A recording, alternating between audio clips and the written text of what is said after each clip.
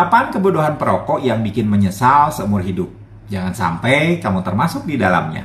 Halo semuanya, dengan Dr. Erta, spesialis jantung dan pembuluh darah dari Klinik Gera. Kali ini kita akan membahas sesuatu yang bisa dibilang miris tapi nyata. 8 kebodohan yang sering dilakukan oleh para perokok hingga akhirnya mereka menjadi pasien saya.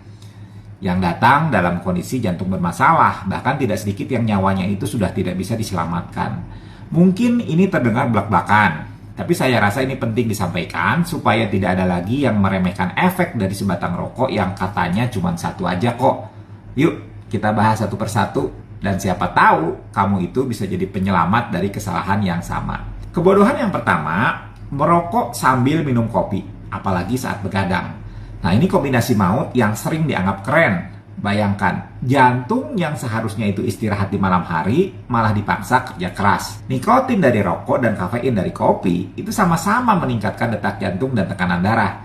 Jadi saat tubuh kita seharusnya tenang, dia malah seperti dikejar-kejar utang. Detak jantung jadi cepat, tensi melonjak, pembuluh darah menegang, dan besoknya bukannya istirahat malah langsung kerja lagi. Tahu-tahu jantung berhenti. Bukan karena putus cinta, tapi karena overwork. Kebodohan kedua adalah menggabungkan rokok dengan olahraga berat. Saya pernah menangani pasien usia 30 tahunan yang kena serangan jantung habis main futsal. Kelihatannya sehat kan? Tapi ternyata dia merokok sebelum bertanding. Padahal olahraga yang intens, tubuh kita itu akan mengeluarkan adrenalin. Detak jantung dan tekanan darah akan naik secara alami. Kalau ditambah nikotin, ya sudah, ledakan dalam sistem peredaran darah itu tinggal menunggu waktu. Pembuluh darah bisa robek, plak bisa lepas, dan serangan jantung pun ya tidak terhindarkan. Kesalahan ketiga, ini yang sering terjadi di restoran. Makan makanan tinggi lemak sambil merokok. Suka lihat nggak? Orang habis makan steak, kentang goreng, atau bahkan nasi padang, terus nyender, santai, ngerokok, udah gitu minum kopi lagi. Nah, ini kombinasi yang jahat. Makanan tinggi lemak meningkatkan kolesterol, rokok merusak dinding pembuluh darah. Jadi lemaknya lebih gampang menempel dan menyusup masuk. Ditambah lagi kalau makanan tadi itu gurih, asin. Kadar natrium naik, tensinya naik, kombinasi maut yang bikin pembuluh darahnya itu makin sempit dan gampang pecah.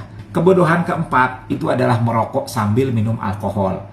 Nah, ini sih klasik, apalagi di bar atau tempat hiburan malam. Alkohol sendiri diketahui bisa menyebabkan pelebaran pembuluh darah sementara, lalu menyempit drastis. Nah, kalau ditambah rokok yang penuh radikal bebas, efeknya itu makin buruk. Organ vital seperti jantung dan hati kerja keras. Sementara tubuhmu itu santai-santai berjoget. Bahaya intoksikasi meningkat drastis dan ya sudah beberapa kali ya ada pasien yang datang dalam kondisi tidak sadar karena kombinasi ini. Lanjut yang kelima, merokok sambil pakai narkoba. Nah, saya tahu ini terdengar ekstrim, tapi ini nyata. Saya pernah menerima pasien muda, usia belasan tahun, datang ke IGD subuh-subuh, intoksikasi berat karena kombinasi nikotin dan zat psikoaktif. Gabungan ini bisa bikin jantung berdebar hebat, aritmia, bahkan sampai henti jantung mendadak. Tubuh bukan mesin yang bisa disetel sesuka hati.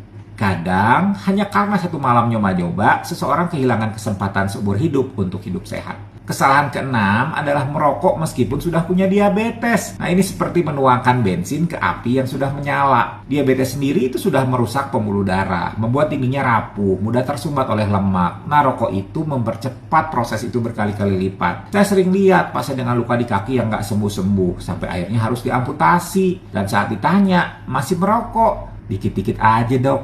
Dikit-dikit tapi dampaknya segunung pak. Kebodohan ketujuh adalah tetap merokok walaupun sudah kena serangan jantung. Nah, ini yang paling sering saya tanganin dan ini yang bikin saya geleng-geleng kepala. Sudah merasakan sendiri nyeri dada, merasakan sendiri sesak nafas, sudah pasang ring, tapi tetap merokok.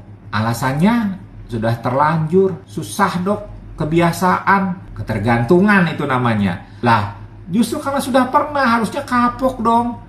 Tapi sayangnya, kecanduan itu sering menang. Akhirnya, serangan jantung kedua pun datang. Dan kali ini, tidak semua bisa diselamatkan. Padahal sudah diberi kesempatan kedua, tapi disia-siakan. Dan kebodohan kedelapan adalah memulai merokok. Ini yang paling mendasar. Semua cerita horor tadi tidak akan terjadi kalau saja tidak pernah menyentuh rokok.